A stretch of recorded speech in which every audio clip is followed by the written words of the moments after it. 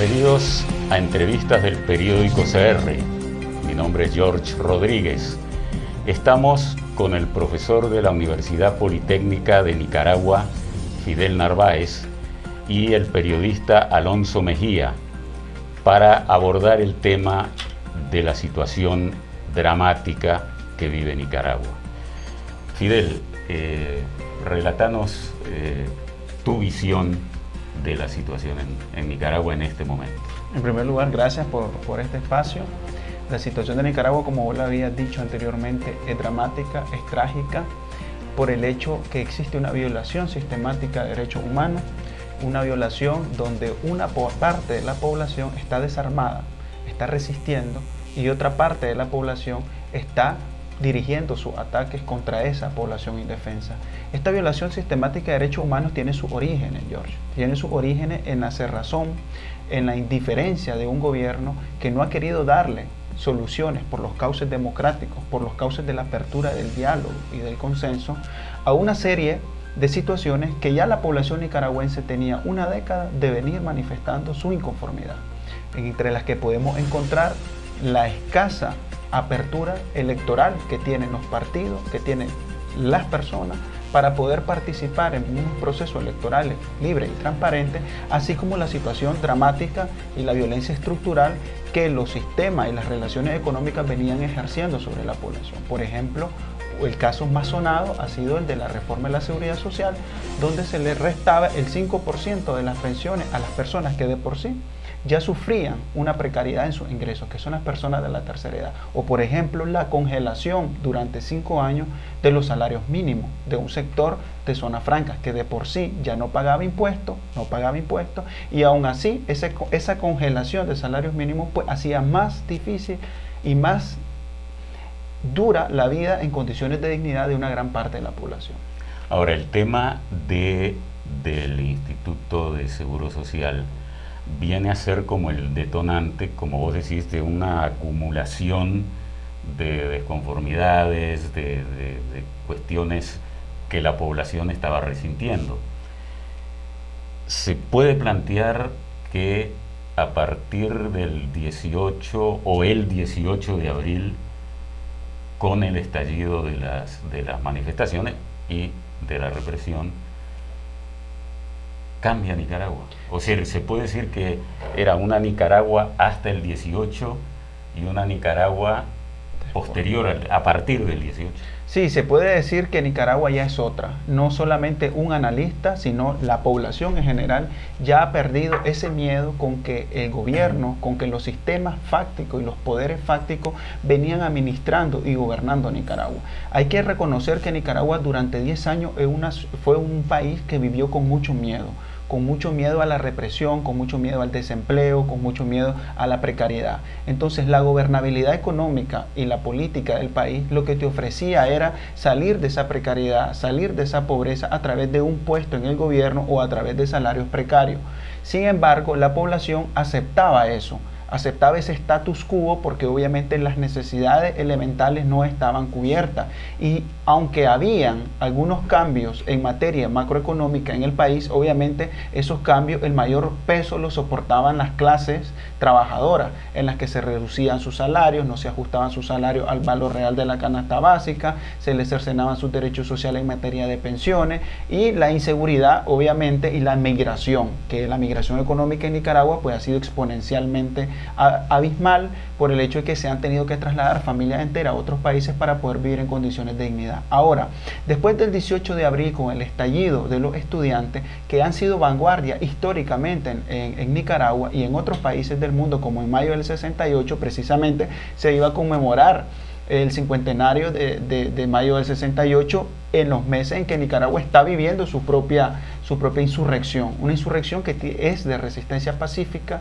que es una insurrección donde la población apoyó a los estudiantes a causa de la represión, y que obviamente inaugura un nuevo periodo para Nicaragua, un nuevo periodo que viene ya con libertad, para dejar atrás ese periodo oscurantista del miedo, de la represión, de la imposición por la fuerza, del cierre de espacios políticos, del cierre de garantía y de dignidad humana. Entonces Nicaragua inevitablemente ya ha dado un paso adelante, porque sus características ya han sido distintas. Sus características de composición de la población nicaragüense ya no están en base al miedo, ya no estamos ante un estado de leviatán jovesiano donde se tiene una espada y hay que levante la cabeza por encima de la uniformidad, por encima de la normalidad. Entonces se le reprimía y se le mandaba o al ostracismo político, o al ostracismo económico, o al ostracismo del miedo.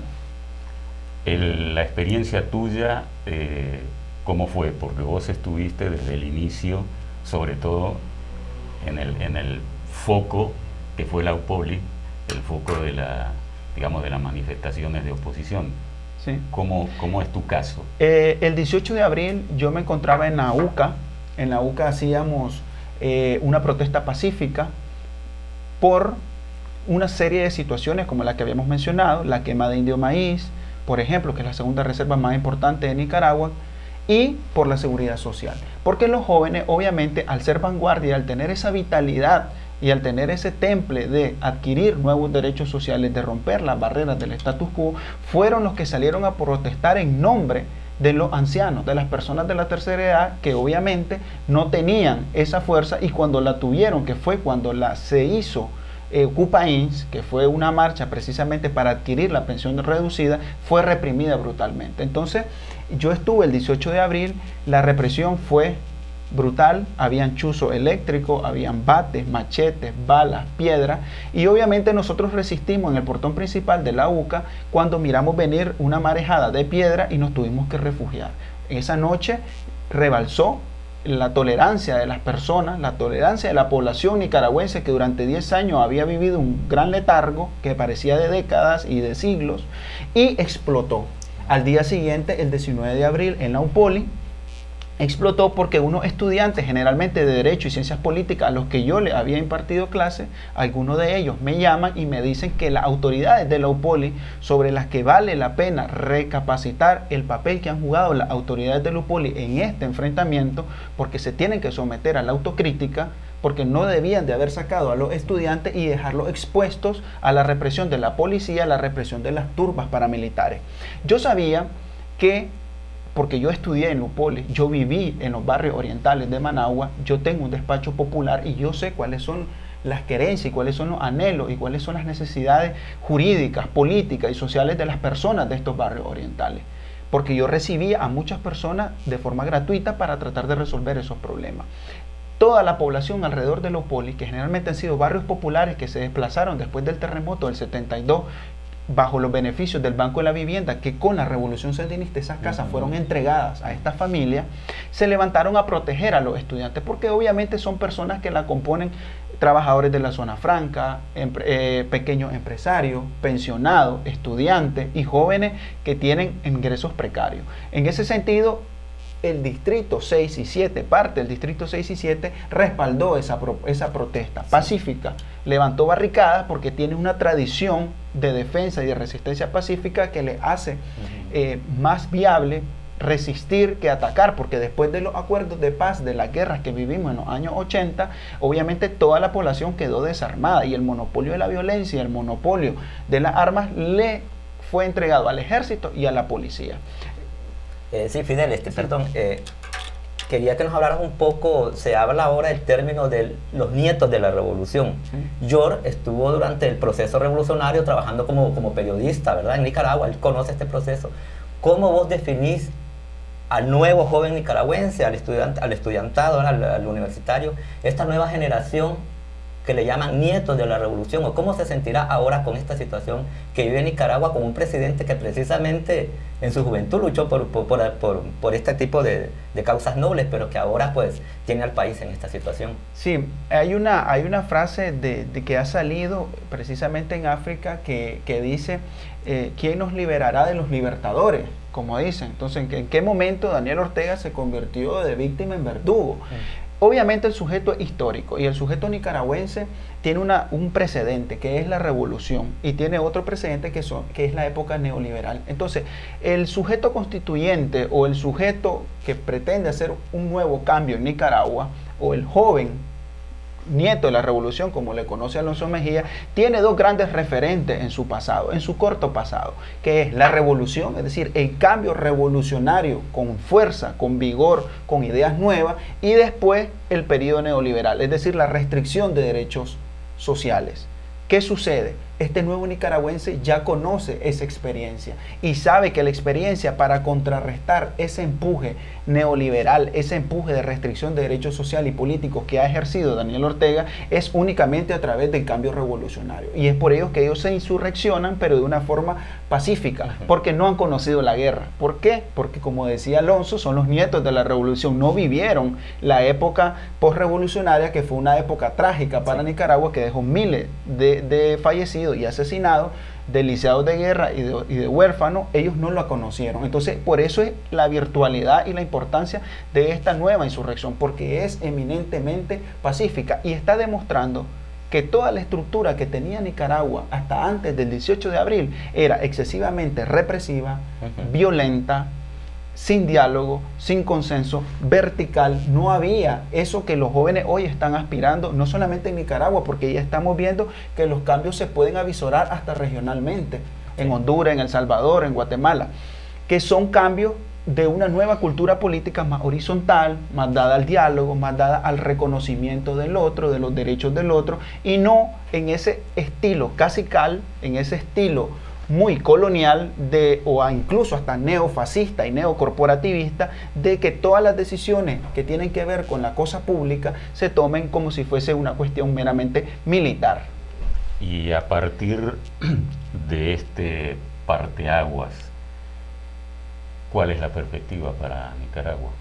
Nicaragua tiene la oportunidad, y Centroamérica también, de un proceso constituyente. Esa es una opinión que nosotros venimos manejando desde hace 2 años. Nosotros venimos buscando el consenso para que se haga un proceso constituyente y se deje atrás esa tradición de pactos, esa tradición, porque nosotros tenemos muchos pactos en nuestra historia que no han hecho nada más que acrecentar el volumen de violencia, el volumen de concentración de la riqueza, el volumen de concentración del poder. Entonces ya la población nicaragüense ha dicho un hasta aquí de los pactos. Debemos recordar que Daniel Ortega precisamente tenía pensado negociar solamente con la empresa privada. Es algo que enojó a la población, porque ya le están viendo de que es una población, una masa que no tiene capacidad de decidir, que no tiene capacidad de analizar. Entonces la constituyente es hacer una nueva constitución, un nuevo sistema incluso más parlamentario, dejar atrás esa estructura verticales de dictadores, de generales, de comandantes, y hacer una representatividad más homogénea, teniendo en cuenta los derechos de la costa caribe, teniendo en cuenta los derechos de las minorías, teniendo en cuenta los derechos de la gran masa de personas y de trabajadores marginados por este sistema.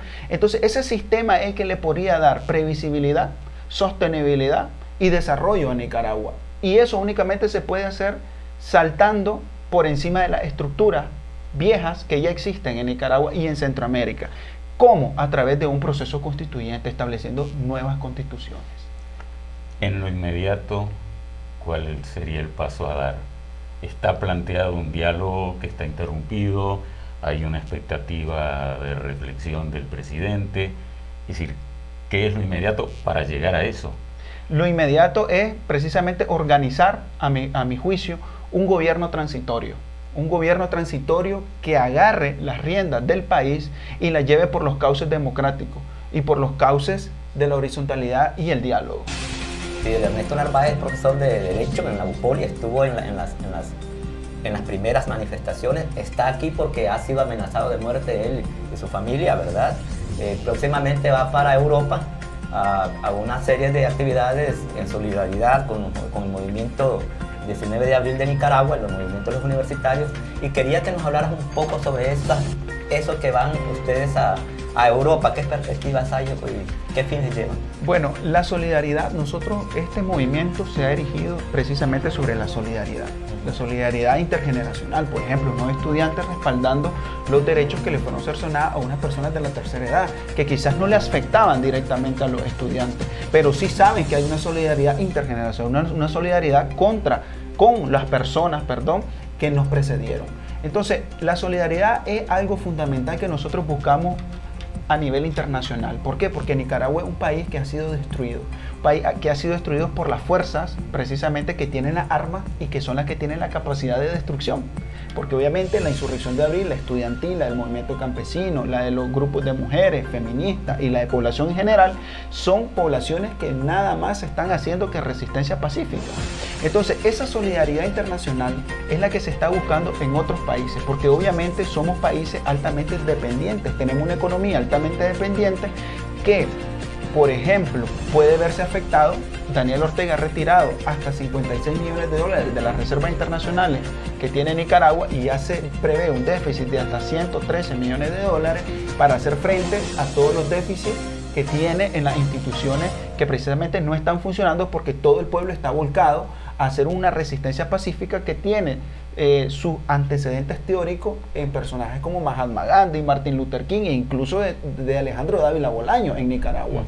Entonces, la solidaridad, principalmente la europea, la de América del Sur y la de otros países, es algo que los estudiantes están buscando precisamente para reconstruir este país, para buscar nuevas experiencias de relaciones internacionales más sanas, más transparentes y dejar atrás esas relaciones internacionales de asistencia militar, de canales interoceánicos hechos a la espalda del pueblo, a la espalda de los campesinos, de los territorios indígenas. Esas relaciones internacionales son las que nosotros debemos de decirle al mundo que son las que andamos buscando. Simplemente es algo transparente, autogestionado, no lo está pagando ningún banco, no lo está pagando ningún partido, sino que es la misma gente la que está dando muestra a nivel internacional, lo que los estudiantes a partir del 18 de abril ya dieron muestra con las personas de la tercera edad.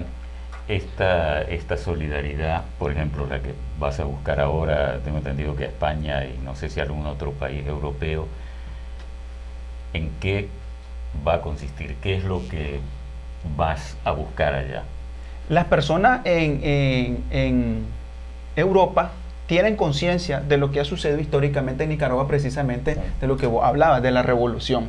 Ellos ya saben que los que estamos llegando a estos nuevos espacios somos personas que ya vivimos otra época, pero que no hemos perdido la noción de solidaridad que precisamente la revolución nos alimentó, ¿verdad? Y nos heredó. Entonces, nosotros andamos buscando específicamente recursos para reconstruir las ciudades, como por ejemplo Monimbo, en donde se han destruido piezas que son patrimonio de nuestro país, incluso en León y en otras ciudades. Estamos buscando asistencia especializada para poder reconstruir las universidades que han sido destruidas.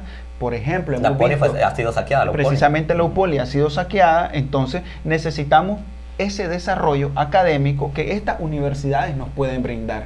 Necesitamos esa asistencia técnica en materia de conocimiento, porque obviamente nosotros ahora necesitamos construir un país con nueva experiencia y necesitamos de consejos, de avisos, de ese capital cognitivo que le llaman, para que nos podamos alimentar mutuamente y podamos construir una constitución, unas instituciones más actualizadas, más modernas, adaptadas a estos tiempos.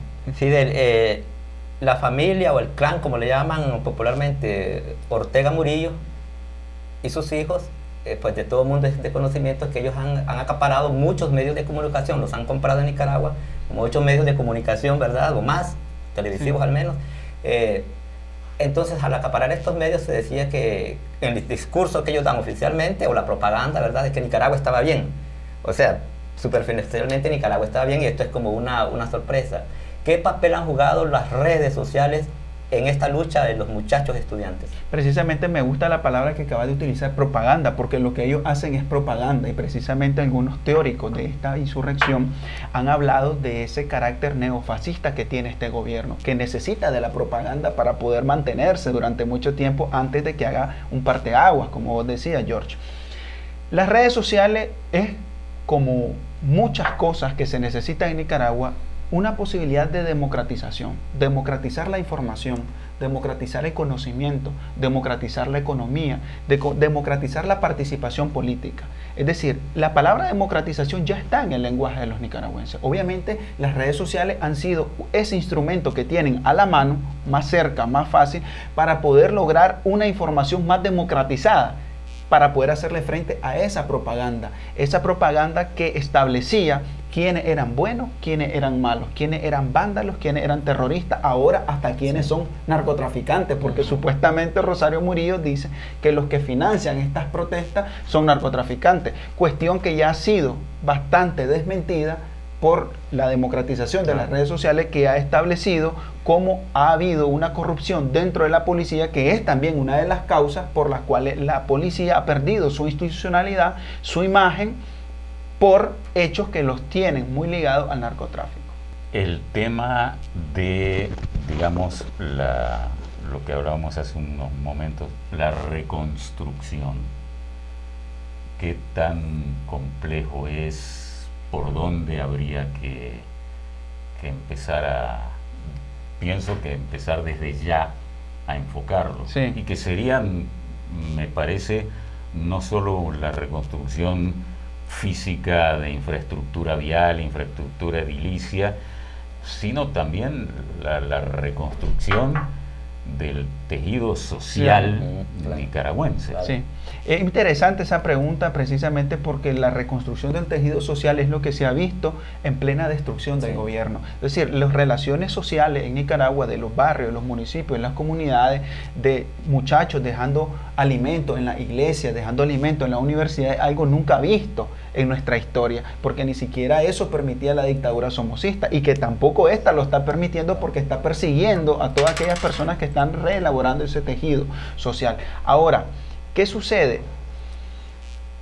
Hay que tener en cuenta que la reconstrucción se debe hacer desde ya, porque los que están destruyendo son ellos, porque ellos no quieren dejar un país en gobernabilidad, no quieren dejar un país viable, porque precisamente tienen pensado reeducar, redisciplinar a toda la población nicaragüense para que sea factible para ellos elaborar una noción de Estado. Ahora la población nicaragüense está elaborando redes sociales, tejido social, para poder aprovisionarse de los elementos y los bienes y los servicios básicos y elementales sin la necesidad del gobierno, sin la necesidad del Estado. Y eso es lo que ellos están haciendo, están creando una fuerza, están disciplinando a la población para que esa población tenga necesidad de una policía, tenga necesidad de un alcalde, tenga necesidad de un secretario político, tenga necesidad de un presidente, cuando la población nicaragüense ya ha dicho no tenemos presidente y podemos vivir sin gobierno. Para ir terminando, Fidel, Daniel Ortega, su gobierno